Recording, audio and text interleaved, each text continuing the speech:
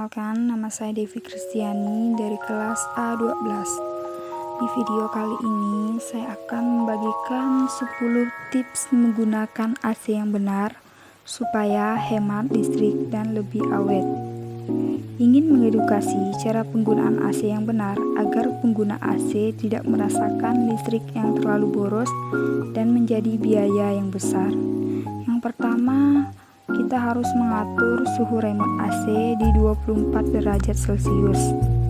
Seharusnya kita jangan memaksa mengatur suhu remote AC di 16 derajat. Jika kamu kebiasaan begini, udah pasti deh tagihan listrik AC di rumah akan membengkak. Agar tagihan listrik berkurang, pastikan pengaturan suhu ada di 24 derajat Celcius maksimal. Sekali-sekali bolehlah kondisi rumah lagi panas banget, kita nyalain 20 sampai 22 derajat.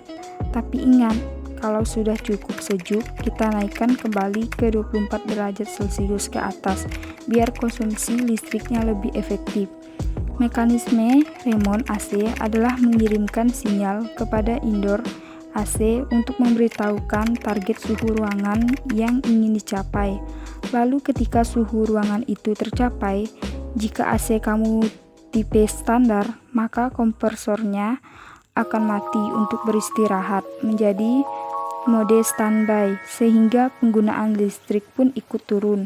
Namun jika AC kamu adalah tipe inverter, maka kompresor akan sedikit rileks dan mengurangi beban kerjanya sehingga penggunaan listrik menjadi lebih rendah.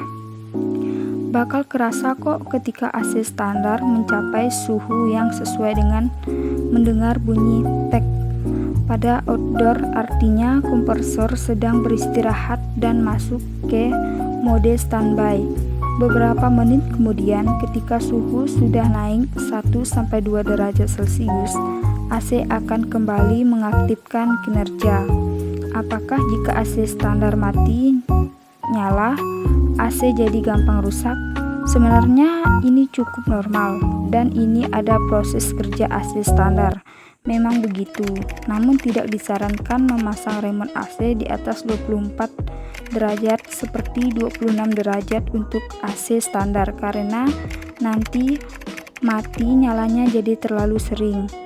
Kalau untuk AC tipe inverter, boleh-boleh saja jika kita pasang di 24 atau 26 derajat, justru akan lebih hemat karena komponen AC bisa menyesuaikan dengan suhu ruangan.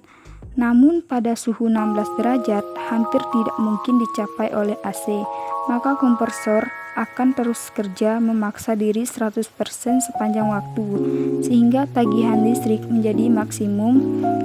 Juga dengan kerja berat seperti ini, masa umur kompresor akan menjadi kurang. Yang kedua adalah pastikan keadaan ruangan tertutup saat menyalakan AC.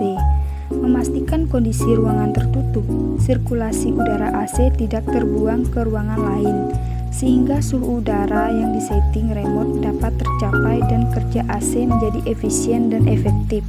Jika kondisi jendela atau pintu terbuka, maka udara dingin AC akan keluar sehingga pendinginan optimal tidak akan dapat tercapai. Dan yang ketiga adalah menggunakan AC jenis inverter. AC dengan teknologi inverter memiliki kompresor yang memiliki fungsi motor lebih canggih dan dapat secara fleksibel menurunkan dan menambahkan beban kompresor secara otomatis mengikuti kondisi di dalam dan di luar ruangan. Sehingga ketika di malam hari, kerja kompresor ini akan sangat minimal. Sementara di siang hari, kerja kompresor akan ada pada kondisi normal.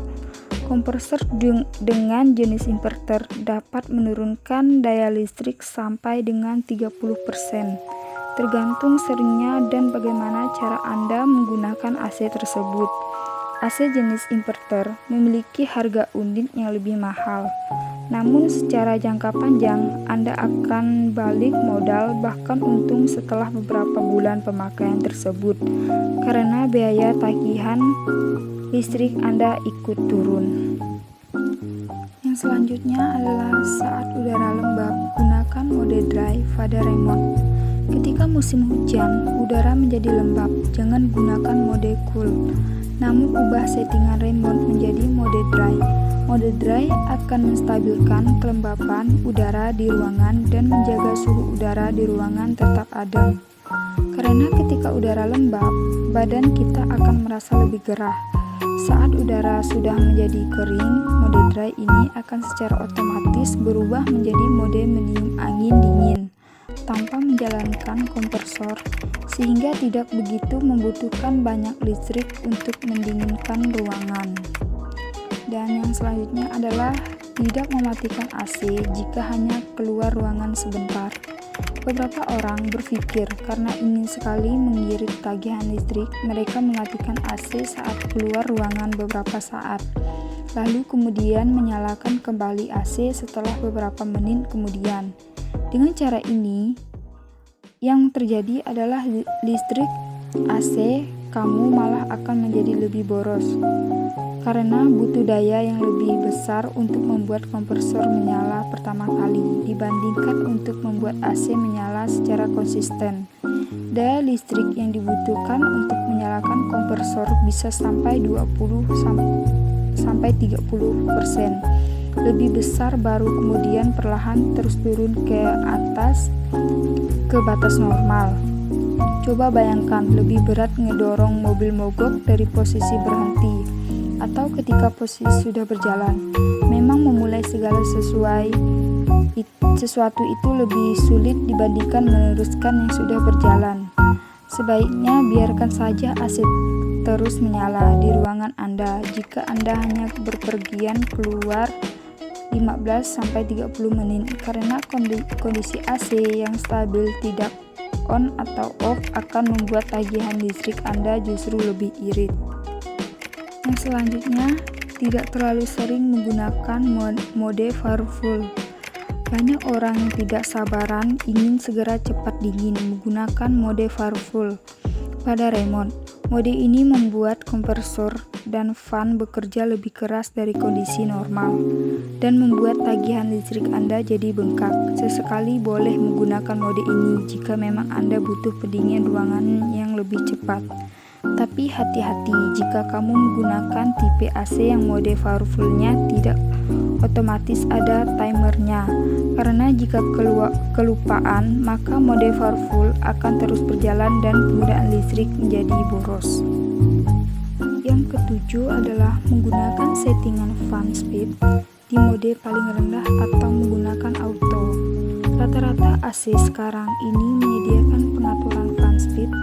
Ada yang 3 tingkat dan ada juga yang 5 tingkat. Sebaiknya gunakan fan speed yang paling rendah atau di tengah-tengah saja, karena pengaturan fan speed yang tinggi akan membuat kerja kompresor lebih keras dan menjadi lebih boros.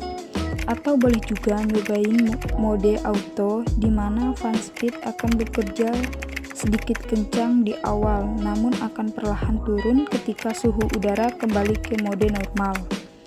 Hanya saja pastikan suhu remote yang Anda pilih berkisar di 23-25 derajat, karena jika tidak, AC tidak akan mencapai targetnya dan akan terus berada pada posisi angin yang kencang.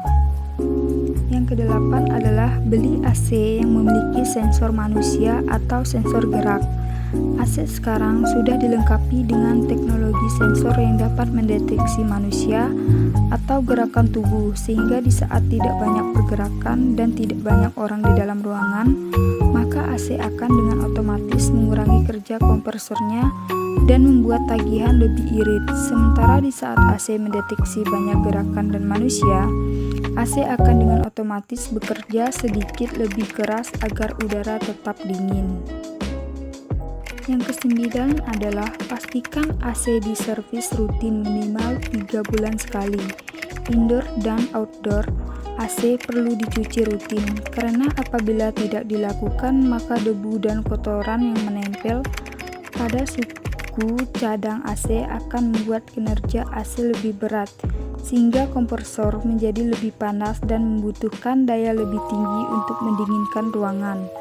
3 bulan sekali merupakan patokan umum bayangan dalam 3 bulan berapa banyak debu dan kotoran yang akan menempel di filter dan bagian dalam AC. Selama itu menumpuk dan terus menumpuk tidak dibersihkan, maka semakin berkurang efektivitas kinerja AC. Untuk kondisi ruangan yang lebih buruk dan banyak debu, sebaiknya dilakukan pencucian 2 bulan sekali. Untuk kondisi AC yang 24 jam nyala seperti di kosan atau tempat usaha dengan lokasi outdoor yang juga saling berdekatan, maka debu dan kotoran akan menumpuk lebih cepat. Biasanya dilakukan servis rutin sebulan sekali. Yang terakhir adalah pastikan PK AC yang Anda beli sesuai dengan ukuran ruangan. Terdapat di artikel lain untuk membantu Anda menghitung kebutuhan PK yang tepat, atau Anda juga dapat menanyakan kepada penjual AC untuk memilih ukuran PK yang tepat dan cocok untuk dibeli. Jika PK terlalu kecil, maka kompresor bekerja terlalu berat sehingga listrik akan boros. Sementara jika PK terlalu besar, maka kompresornya juga terlalu besar. Penggunaan yang sebaik apapun sudah pasti lebih hemat kompresor 1/2 PK dibandingkan kompresor 1 PK. Ditambah lagi daya tarik awalnya saja sudah beda. Baik, sekian tips yang dapat saya bagikan. Semoga bermanfaat. Terima kasih.